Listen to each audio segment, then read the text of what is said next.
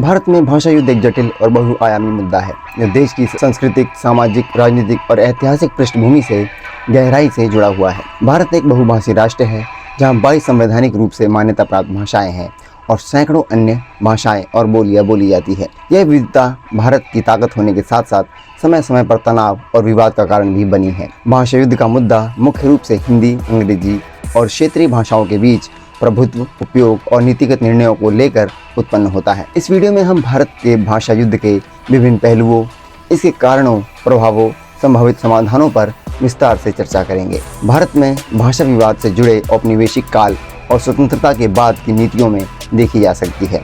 अंग्रेजी, जिसे ब्रिटिश शासन में प्रशासनिक और शैक्षिक भाषा के रूप में स्थापित किया गया, इसने भारत में एक विशेष स्थान बनाया। स्वतंत्रता के बाद संविधान निर्माताओं ने भाषा के मुद्दों को सुलझाने के लिए गहन विचार विमर्श किया। हिंदी को राष्ट्रीय भाषा के रूप में बढ़ावा देने की इच्छा थी, लेकिन गैर हिंदी भाषी क्षेत्रों, विशेष रूप से दक्षिण भारत में इसका विरोध हुआ। 1950 में भारत के संविधान ने हिंदी को संघ की राजभाषा के रूप में मान्यता दी, लेकिन अंग्रेजी को भी अगले 15 वर्षों तक सह राजभाषा का दर्जा दिया गया। 1965 में हिंदी को पूर्ण रूप से राजभाषा बनाने की समय सीमा नजदीक आने पर तमिलनाडु और अन्य दक्षिण राज्यों में हिंदी को थोपे जाने के खिलाफ बड़े पैमाने पर विरोध प्रदर्शन हुए। इन विरोधों ने भारत में भाषा युद्ध को एक राष्ट्रीय मुद्दा बना दिया। ये विरोध बेशक वोट बैंक पॉलिटिक्स से प्रेरित थे। समाज की एक सच्चाई ये भी है कि जब भी किसी समाज को किसी विशेष मुद्दे को लेकर तोड़ने की कोशिश की जाती है तो टूटा हुआ समाज तोड़ने वाले व्यक्ति को ही सर्वोपरि मानने लगता है। यही सब समाज में भाषा को लेकर करने का प्रयास बार बार किया जाता है।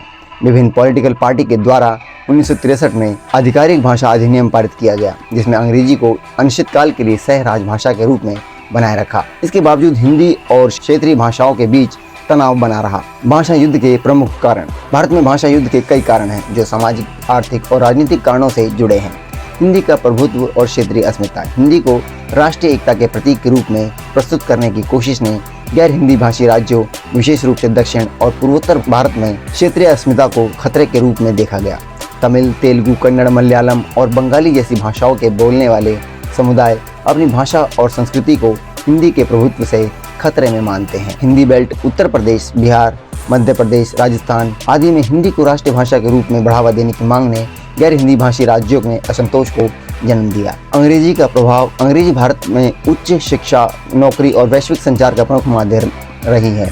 यह सामाजिक और आर्थिक गतिशीलता का प्रतीक बन गई। हालांकि यह एक विदेशी भाषा होने के कारण इसे अभिजन वर्ग की भाषा माना जाता है, जो आम जनता के लिए सुलभ नहीं है। अंग्रेजी और हिंदी के बीच भी तनाव है, क्योंकि हिंदी समर्थक इसे औपनिवेशिक अवशेष मानते हैं, जबकि गैर हिंदी भाषी क्षेत्रों में अंग्रेजी को हिंदी के विकल्प के रूप में देखा जाता है। शिक्षा नीतियों में भाषा का चयन एक विवादास्पद मुद्दा रहा है। 2020 में मातृभाषा में प्रारंभिक शिक्षा पर जोर दिया गया, लेकिन हिंदी और अंग्रेजी के उपयोग को लेकर असहमति बनी रही। सरकारी नौकरियों और उच्च शिक्षा में हिंदी या अंग्रेजी के प्रभुत्व ने गैर हिंदी भाषी समुदायों में असमानता की भावनाओं को बढ़ाया। राजनीतिक उपयोग। भाषा का मुद्दा अक्सर राजनीतिक दलों द्वारा वोट बैंक की राजनीति के रूप में उपयोग किया जाता है। हिंदी को बढ़ावा देने वाली पार्टियां उत्तर भारत में समर्थन पाती है, जबकि क्षेत्रीय दल अपनी भाषा और संस्कृति की रक्षा के नाम पर समर्थन जुटाते हैं। भाषा युद्ध के प्रमुख उदाहरण। 1960 के दशक में हिंदी विरोधी आंदोलन। तमिलनाडु में हिंदी को अनिवार्य करने के खिलाफ बड़े पैमाने पर विरोध प्रदर्शन हुए। डीएमके, द्रविड़ मुनेत्र कन्नड़म जैसे क्षेत्रीय दलों ने इसे हिंदी साम्राज्यवाद के रूप में चित्रित किया। त्रिभाषा फॉर्मूला। 1968 में राष्ट्रीय शिक्षा नीति में हिंदी, अंग्रेजी और एक क्षेत्रीय भाषा को स्कूलों में पढ़ाने का प्रस्ताव था। हालांकि इसे लागू करने में कई राज्यों ने अपने हिसाब से बदलाव किए, जिससे तनाव बढ़ा। नई शिक्षा नीति 2020। इस नीति में मातृभाषा में शिक्षा पर जोर दिया गया, लेकिन हिंदी को बढ़ावा देने की आशंका ने फिर से विवाद को जन्म दे दिया। भाषा युद्ध के प्रभाव। सामाजिक विभाजन। भाषा युद्ध ने क्षेत्रीय और भाषाई समुदायों के बीच विभाजनों को बढ़ाया। यह राष्ट्रीय एकता के लिए चुनौती बन सकता है। भाषा नीतियों के कारण कुछ क्षेत्रों में छात्रों को उच्च शिक्षा और रोजगार में कठिनाइयों का सामना करना पड़ता है। क्षेत्रीय भाषाओं के समर्थकों को लगता है कि उनकी संस्कृति और पहचान को दबाया जा रहा है, जिससे सांस्कृतिक तनाव बढ़ता है। भाषा के मुद्दे ने कई बार राजनीतिक अस्थिरता को जन्म दिया है, खासकर दक्षिण भारत में। समाधान के लिए सुझाव ये है कि सह अस्तित्व की नीति हिंदी, अंग्रेजी और क्षेत्रीय भाषाओं को समान महत्व देना चाहिए।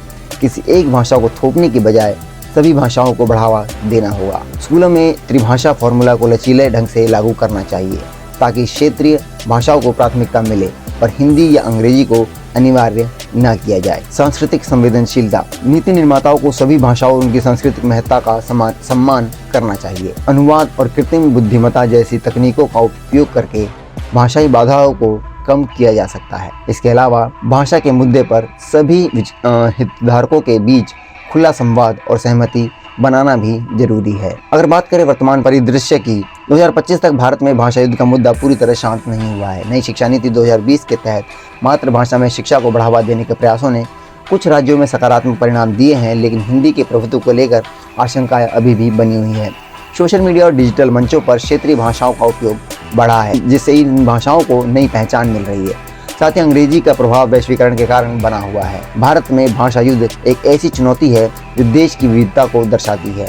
यह विवाद केवल भाषा तक सीमित नहीं है, बल्कि यह पहचान, संस्कृति और अवसरों की समानता में भी जुड़ा हुआ है। इसका समाधान तभी संभव है जब सभी भाषाओं को सम्मान और समान अवसर दिए जाए। भारत जैसी बहुभाषी राष्ट्र में भाषा को एकता का माध्यम बनाना चाहिए, न कि विभाजन का। नीति निर्माताओं, शिक्षाविदों और समाज को मिलकर एक ऐसी व्यवस्था बनानी होगी जो सभी भाषाओं के लिए समावेशी हो, राष्ट्रीय एकता को मजबूत करे। यदि आप इस लेख में किसी विशेष पहलू पर अधिक जानकारी चाहते हैं या किसी विशेष दृष्टिकोण से और विस्तारित इसको करना चाहते हैं तो कृपया कमेंट में हमें बताएं। अपने विचार प्रस्तुत करें ताकि हम आगे इस पे और खुले ढंग से चर्चा कर सकें। नमस्कार, जय हिंद।